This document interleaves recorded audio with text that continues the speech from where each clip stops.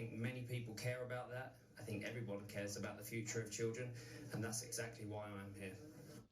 He is so thick, hasn't said a word about the kids who've been sexually exploited and raped by the grooming gangs in the UK. Absolute imposter. Breaking right now, lots of criticism coming in to Saint David Beckham, although I certainly have never signed up to that ideology, over the fact that he has given himself to the despicable World Economic Forum and claimed that he's doing it for the children. So what I'm going to show you first is how the mainstream media covered this. Let's kick off with Sly News. Thank you to the World Economic Forum for this award. I am deeply honoured to be recognised for my philanthropic work over the past 2 decades.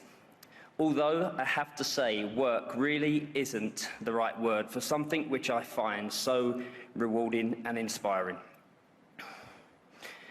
This work is a privilege. It has taken me all over the world, introduced me to new communities, and it has opened my eyes to challenges facing the world's children. So, to receive this award for something that has given me so much is humbling, and I'm truly grateful. Thank you to the children who have inspired me in this work, and thank you to the incredible team at UNICEF who do so much for children everywhere, every day. Thank you again to the World Economic Forum for this incredible award. Have a great night. Joey Barton, another former football icon, posted on X, "I must have missed David Beckham's outrage against the children being raped and sexually exploited in the UK."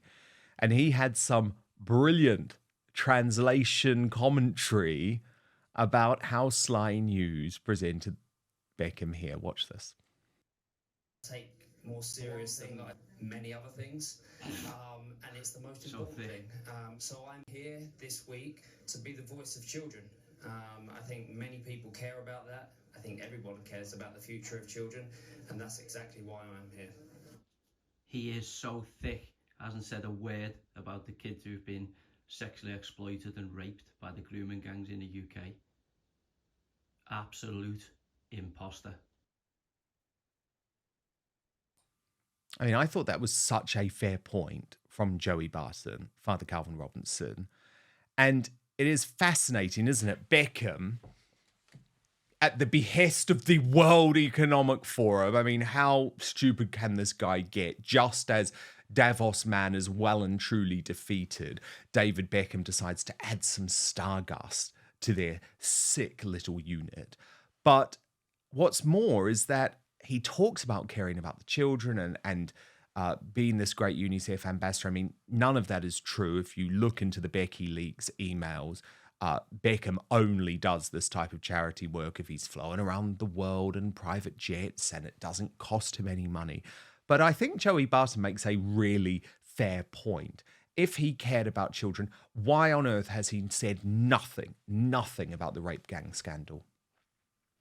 I despise all of this. I have nothing against David Beckham personally, but I despise all of this celeb culture. Like, the World Economic Forum is clearly using him to polish their diminished image. And likewise, David Beckham, I don't think he knows who the WEF are. The first time he said it was like the World of the Economic Forum or something. Like, he didn't really get the name right. I don't think he's aligning himself with the WEF. I think his ego has been massaged. They said, "We're going to give you an award because you're doing great work," and he's been like, "Yeah, I am. Thank you." And so they're patting each other on the back, and it's vapid, empty celeb culture nonsense, really and truly. I think Joey Barton has a point in that if Beckham really cared, he'd be mentioning the Pakistani Muslim rape gangs. But of course, it's not, because it's not a fashionable thing to talk about, is it? It's quite it's outside of the bounds of the approved narrative, and he will only operate within them. So again, I have nothing against him personally. He's just doing what the celebs do. I just despise all of that entire atmosphere. It's not my cup of tea. Okay, Father Calvin, can we school David Beckham here? Let's give the guy the benefit of the doubt and say that he knows nothing about the World Economic Forum. In general. Explain to him why this is an organization that actually is damaging to the world, and you really don't want to get in bed with them. Because the World Economic Forum, which is happening right now in Davos, is a group of the world's most elite people who are all unelected, but they gather together and they invite our elected officials. And it's basically lobbyists. They're putting forward their own commercial interests, and they're finding ways to squeeze that into policy. So 2 years ago, when I was there, the big topic was the climate agenda. And they're all talking about how they can make money from net zero, essentially. And it's all a big scam that they're leeching off of us, the ordinary common folk. They're taking our money by saying, well, we need to have more, windmills, wind farms, and we need to have more, let's pollute the sea line, the shoreline with wind farms. Let's get more solar panels on buildings and make everything vapid and ugly. And of course, they make money from all of this. They make money from the government saying we'll be net zero by 2030 or 2025 or whatever. And it's all about how can they use virtue signaling to fill their coffers. And they're lobbying all of our politicians behind closed doors. There's no transparency. And at the same time, there's a almost communist approach to it all. In obviously the most famous line now from the WEF is a video they took down from their own Twitter a while ago, back when it was still Twitter, that said, "You will own nothing and be happy." This idea that we'd live in a matrix, like we'd have a little pod room with no belongings, but we'd plug ourselves into some virtual reality environment and live our dreams in a fake world, because all the real things, all the real stuff will be owned by the 1%. But we won't have to own anything because they'll let us live. They'll let us live for nothing. First though, hot flashes, sleepless nights, weight gain, joint pain. I know a lot of you are dealing with or have dealt with these symptoms, especially the women in the Outspoken family. Now, obviously, I haven't experienced menopause firsthand for very obvious reasons, but I've heard from so many of you about the challenges that come with it. And today, I'm coming to you with good news. By now, most of you have heard me talk about Verso. I've been taking their products for months, and it's been absolutely transformative for me. But today I want to focus on all of you amazing women out there, especially those dealing with menopause or perimenopause. I've heard from so many of you about how tough this phase of life can be.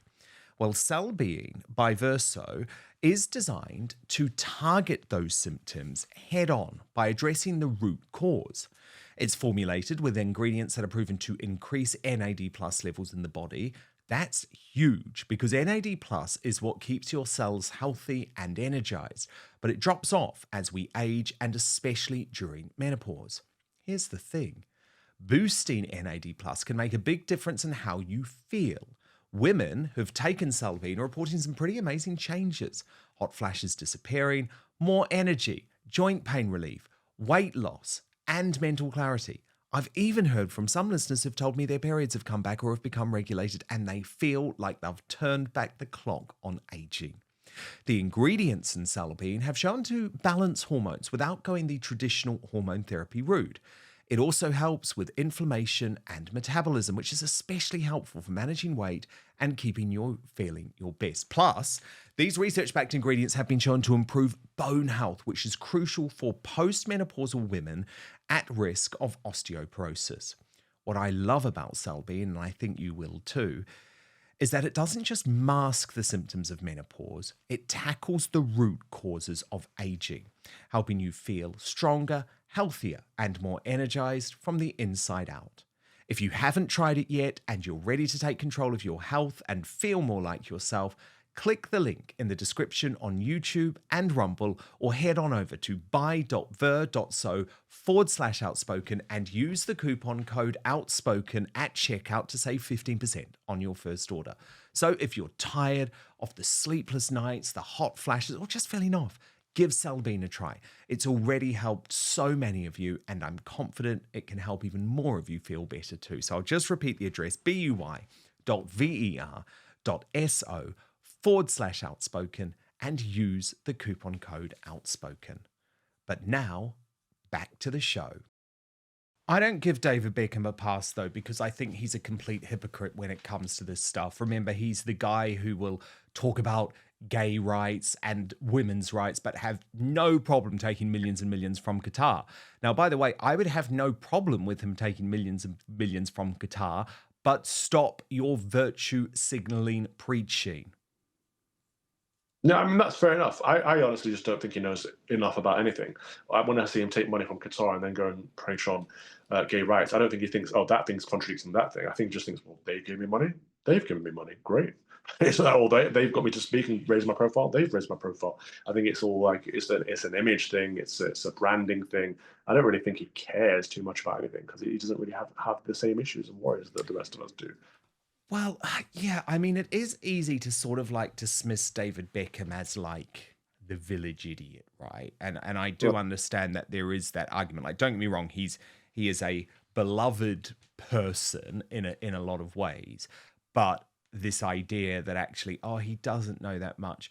But when I read through all of the Becky Leaks emails, and by the way, quite rightly, he was absolutely furious about their release, which I think probably was illegal because, that is totally wrong. However, the point is they were released. They did go public.